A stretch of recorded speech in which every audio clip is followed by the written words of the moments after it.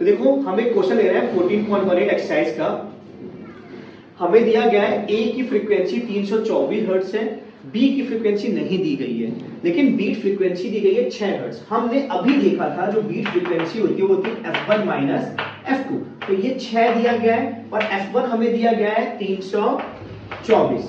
ठीक है, तो f2 क्या क्या आ सकता है? तो दो चांसेस हैं, f2 या तो 318 हो सकता है या 330, क्योंकि 330 और 324 माइनस करोगे तो क्या आएगा 6, और इनको अगर माइनस करोगे तो भी आएगा 6। तो दो पॉसिबिलिटी है बी की, या तो वो 330 हो सकता है या 318 हो सकता है, क्योंकि बीट फ्रीक्वेंसी हमारी आई है 6 हर्ट्ज आई है।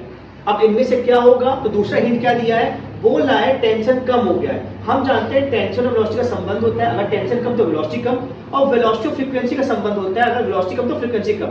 तो इसकी फ्रीक्वेंसी ए की क्या हो गई है? कम, क्योंकि ए का टेंशन घटा दिया गया है। मान लेते हैं कम होकर 321 हो गया है। अब जो नई बीट फ्रीक्वेंसी 3 हर्ट्ज है, तो देखो अगर इसकी 330 लेते हैं तो 330 में से आप 321 माइनस कर रहे तो कितना आता है? 9 आता, लेकिन हमारी बीट फ्रीक्वेंसी तो 3 है, और अगर आप इसको माइनस करते 321 और 318 को, तो हमारा क्या आता? 3 आता। तो हमारी बी की फ्रीक्वेंसी क्या है? 380। Thank you so much.